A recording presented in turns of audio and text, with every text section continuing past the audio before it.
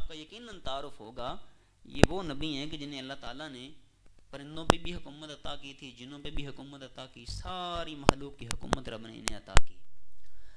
انہیں ایک دن ہدہد نے آ کے بلقیس کے متعلق خبر دی، آپ نے اسے خط لکھا، بلقیس کو اپنے دربار میں بلوایا۔ بلقیس آپ کے دربار میں آ رہی تھی، صرف خلاصہ دے رہا ہوں، سورہ نمل کا ترجمہ جا کے پڑھ لیجئے گا، یہ ہوم ورک ہے آپ کا۔ وہ آپ کے دربار میں آ رہی تھی، حضرت سلیمان علیہ السلام نے خطاب کیا اپنے درباریوں سے کہ بلقیس میرے پاس آ رہی ہے اور میرے دربار میں تھوڑی دیر میں وہ پہنچنے والی ہے، میں چاہتا ہوں اسے اسی کے تخت پہ بٹھا کے اس سے بات کروں۔ حضور کیا منشا آپ کی؟ فرمایا تم میں کوئی ہے جو اس کا تخت لے آئے؟ اچھا یہاں توجہ کرنا، یہ حضرت سلیمان علیہ السلام کا دربار لگا دمشق میں، یہ جو بلقیس ہے اس کا تعلق تھا یمن کے ساتھ، وہاں سے یہ چلی ہے یہاں تک آ رہی ہے۔ اب بڑی توجہ فرمانا، اس کا تخت بھی بہت بڑا تھا، مفسرین نے بڑی بڑی باتیں لکھی ہیں، بعض نے لکھا 80 ہاتھ لمبا، 80 گز لمبا، 40 گز چوڑا۔ میں اس تفصیل میں نہیں جاتا، میں قرآن کی زبان میں آپ احباب تک ایک بات پہنچاتا ہوں اور آگے بڑھ جاتا ہوں۔ قرآن کہتا ہے وَلَهَا عَرْشٌ عَظِيمٌ، اس کا تخت بہت بڑا تھا۔ اب جسے قرآن بڑا کہہ رہا ہے وہ کوئی چھوٹی سی شے تو ہو نہیں نہ سکتی، سوچ لو، اندازہ کر لو کتنا بڑا تھا۔ حضرت سلیمان علیہ السلام نے کہا کہ میں چاہتا ہوں اسے اس کے تخت پہ بٹھا کے اس سے بات کروں۔ حضور منشا، فرمایا تم میں کوئی ہے جو اس کا تخت لے آئے؟ قال عفریت من الجن، ایک جن کھڑا ہوا، اس نے کہا انا آتیک بہ، حضور میں لے آتا ہوں۔ فرمایا کتنی دیر لگاؤ گے؟ فرمایا قبل ان تقوم من مقامک، حضور آپ کا دربار لگا ہے، یہ دربار ختم ہونے سے پہلے پہلے تخت یہاں ہوگا۔ فرمایا بہ جا، بڑا جن بنا پھرتا ہے، مجھے اس سے جلدی چاہیے۔ جانتے تھے کوئی ہے میرے دربار میں جو اسے جلدی لا سکتا ہے۔ قرآن کہتا ہے قال الذی عندہ علم من الکتاب۔ اب یہ آیت کا ترجمہ بڑی توجہ سے سننا، فرمایا وہ بولا جس کے پاس کتاب میں سے کچھ علم تھا۔ اس نے کیا کہا؟ اس نے کہا انا آتیک بہ قبل ان یرتد الیک طرفک، حضور آپ مجھ پہ نگاہ ڈالیں، آپ کی نگاہ مجھ پہ پڑھ کے واپس بعد میں پلٹے گی، تخت پہلے آ جائے گا۔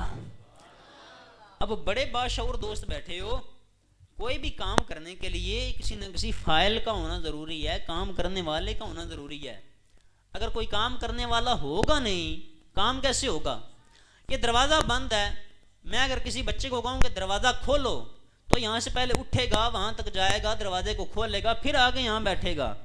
اس کا مطلب ہے کام ہونے کے لیے کام کرنے والے کا اپنی جگہ سے اٹھنا ضروری ہے اور پھر واپس آنا ضروری ہے۔ اب آپ بڑی توجہ فرمانا، آصف بن برحیہ فرماتے ہیں کہ میں پلک جھپکنے میں سے پہلے تحت آپ کی بارگاہ میں پیش کر دوں گا۔ اس کا مطلب ہے آصف بن برحیہ اپنی جگہ سے اٹھے بھی ہیں، یمن گئے بھی ہیں، تحت کو اٹھایا ہے، واپس دربار سلیمان میں لے کے آ گئے ہیں۔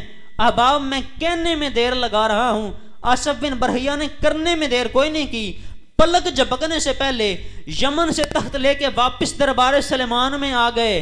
پلک جھپکنے سے پہلے اتنا فاصلہ بھی طے کر لیا، اتنے بڑے تخت کو اٹھا کے دربار سلیمان میں پیش بھی کر دیا۔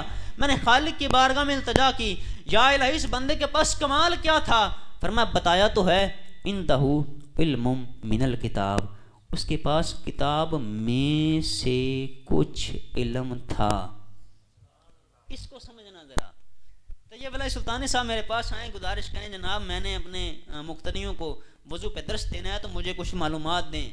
میں ان کے سامنے کنز الدقائق کی کتاب کھول کے رکھ دوں کہ جناب یہ پوری فقہ اس میں لکھی ہوئی ہے، اس میں غسل کے مسائل بھی ہیں، اس میں وضو کے مسائل بھی ہیں، اس میں نماز روزے کے مسائل بھی ہیں، اس میں عیدین کے مسائل بھی ہیں، اس میں نماز جنازہ کیسے پڑھنا ہے وہ بھی لکھا ہوا ہے، نکاح کیسے پڑھانا ہے وہ بھی لکھا ہوا ہے، طلاق کیسے ہوگی اس کو بھی لکھا ہوا ہے، خرید و فروخت کیسے کرنی ہے وہ بھی لکھا ہوا ہے، اگر کسی کو کہیں کوئی پڑی ہوئی چیز مل جائے اس کے مسائل کیا ہیں وہ بھی لکھا ہوا ہے، شکار کیسے کرنا ہے وہ بھی لکھا ہوا ہے، میراث کیسے تقسیم کرنی ہے وہ بھی لکھا ہوا ہے۔ اے ٹو زیڈ ساری فقہ کی معلومات اس میں لکھی ہوئی ہے۔ آپ جس ٹاپک پہ درس دینا چاہتے ہیں اس میں سے لے لیں، یہ وہ تھوڑا سا جناب 5-10 منٹ کا مواد وہاں سے لکھیں، وضو کے مسائل ہی کر لو، وہ لکھ کے لا کے آپ کے سامنے بیان کر دیں۔ اب یہ جو کچھ انہوں نے کیا ہے نا یہ کتاب میں سے لیا ہے، کتاب میں سے لیا ہے، ساری کتاب نہیں سنائی آپ کو، کتاب میں سے لیا ہے۔ اب آپ بڑی توجہ فرمانا، قرآن کہتا ہے آصف بن برحیہ کے پاس کتاب میں سے علم تھا۔ اس علم کا فیض دیکھو یہ ہے، پلک جھپکنے میں دمشق سے چلتے ہیں، یمن پہنچتے ہیں، تخت کو اٹھاتے ہیں، واپس آ جاتے ہیں۔ یار جس کے پاس کتاب میں سے کچھ علم ہو، اس کے پاس اللہ تعالیٰ کی دی ہوئی اتنی طاقت ہوتی ہے تو مصطفیٰ کی شان کے کیا کہنے۔ خالق ارشاد فرماتا ہے نزلنا علیک الکتاب، محبوبہ اسب بن برہیہ کے پاس کتاب میں سے کچھ علم تھا، آپ کو تو ہم نے ساری کتاب ہی عطا فرما دی ہے۔ اور سوچو تو صحیح، جس کے پاس کتاب میں سے علم ہو اس کے پاس اتنی طاقت ہوتی ہے کہ پلک جھپکنے میں دمشق سے چل کر یمن پہنچ جاتا ہے، وہاں سے تخت اٹھا کے واپس آ جاتا ہے۔ تو سوچو جسے رب نے کتاب کا علم عطا کیا ہے وہ پلک جھپکنے میں فرشوں سے عرش تک جا بھی سکتے ہیں، واپس آ بھی سکتے ہیں۔ پلک جھپکنے میں یہ سفر ہو سکتا ہے، کیوں نہیں ہو سکتا؟ قرآن کہتا ہے اگر آصف بن برہیہ پلک جھپکنے میں تخت لا سکتے ہیں نا تو یہ امتی ہیں سلیمان علیہ السلام کے۔ اور شب معراج سلیمان علیہ السلام حضور کے سامنے پیچھے یوں ہاتھ باندھ کے کھڑے تھے۔